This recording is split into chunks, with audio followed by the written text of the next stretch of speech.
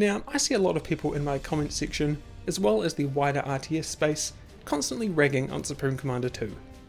The original game is one of the golden gooses of real-time strategy, so beloved and wildly acclaimed that I called it the best RTS ever made just last week. And it seems that, maybe not most, but a lot of you tend to agree with me. But saying the same thing for the sequel would basically be me making the spiciest real-time strategy take possible. Aside from maybe saying that Command & Conquer 4 is a good game, or that Command & Conquer Rivals isn't a soulless mobile cash grab. Oh, wait, I already made that last one. Link's in the description. I put a lot of work into it like 3 years ago and not many people watched it. Please, I'd really appreciate it if you watched it, leave a comment and a like, thank you. So, while I'm not going to be making calls of quite that level today, I'm going to be taking a stance that might be considered controversial. Yes, my friends, I'm going to be coming to the defense of Supreme Commander 2, as I ask, dissect, and answer the very simple question, why the hell does everyone seem to hate Supreme Commander 2? Like I said, a simple question, but it's one with a complicated answer, hence the existence of this video. Let's begin by quickly covering why people care about Supreme Commander 2 to begin with. It's because Supreme Commander is great, and a sequel would ideally improve on everything they already love about it. Skip to this part of the video if you've just watched any of these, and you already understand that. Supreme Commander provided an incredible sandbox that allowed for many deep gameplay opportunities that could truly be tailored for the way that you like to play. With 4 factions, huge unit variety, and wide tech trees, the amount of pure stuff to use was just massive, and accommodated everyone from the casual base builder to the experienced strategic genius who knew every meta, matchup, and interaction off the top of their head. It also featured an easy to learn, difficult to master streaming economy system, awesome endgame rewards in the form of insanely expensive and powerful experimental units, an innovative UI with strategic zoom, a fully rendered ballistic system where projectiles are actual objects that can be dodged and interacted with, mod support, massive scale, and look, I could go on, but that's the footnotes. I'm sure the comments will be filled with kind and respectful words about other things that I just forgot. So, everyone loved it. Great. It's easy to understand why people would be excited for a sequel then. Aside from the technical advancements it could bring, what else could the game deliver? New factions? More gameplay options? An even bigger variety of units and experimentals? Further enhancements to how the game plays, with deeper strategies accommodating an even broader range of players? But you see, these wishes were misguided and misunderstood. What they really wanted was a game with much smaller scale, with fewer factions and units, no upgrade trees, a vibrant and, some would say, cartoony art style, a much quicker pace, tiny maps, a completely kneecapped economy system, and a new research mechanic that is completely at odds with how the original game functioned. Whoa, wait, that's not what people wanted? Well, that's unfortunate because that's exactly what we got with Supreme Commander 2. A game that, aside from its name and iconic strategic zoom, is nearly unrecognisable from its predecessor. A game that takes away the best parts the series was known for, and replaces it with basically exactly what its community didn't want. On a broader level, many of the key factors that made Supreme Commander great are completely missing in the sequel. First, the scale was decreased drastically. From movement, to time to kill, to how long it takes to unlock and build the most powerful of experimentals.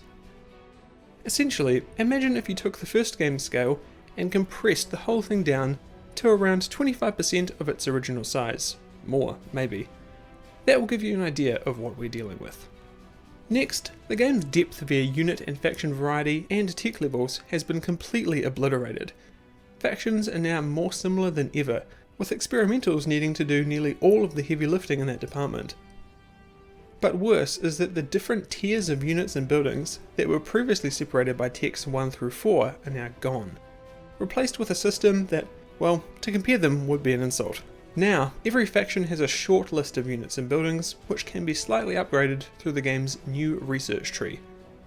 In the first game, the difference between a tier 1 tank and tier 3 tank was staggering, making each tech level feel hard fought and valuable. And having units being split across those levels that fill different roles made each level remain important, even into the endgame.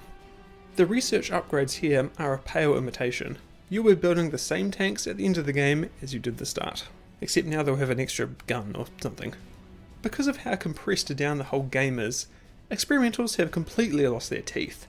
Building your first Soul Ripper or Galactic Colossus in Supreme Commander was an event, something to strike the fear in the hearts of your enemies if they weren't ready to deal with it. Here, experimentals fly out of the factory like Shermans out of Detroit in 1944. They're easy to deal with, easy to build yourself, and while they look cool, they are but a shadow of their counterparts from the original game. Now, we're going to be here all day if I go in depth with everything that's MIA in Supreme Commander 2. So here's a quick list of things to give you an idea. Please add any more in the comments that I've forgotten.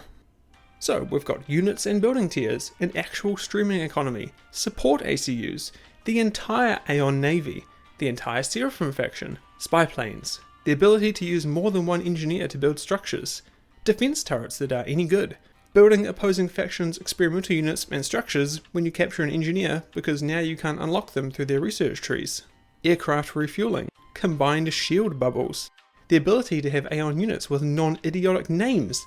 Like seriously, their fighter bomber is called the We Do Both, the sniper bot the Shotja, the Sea Hunter is called the Will Find Ya, the air defense the Ear No Mo.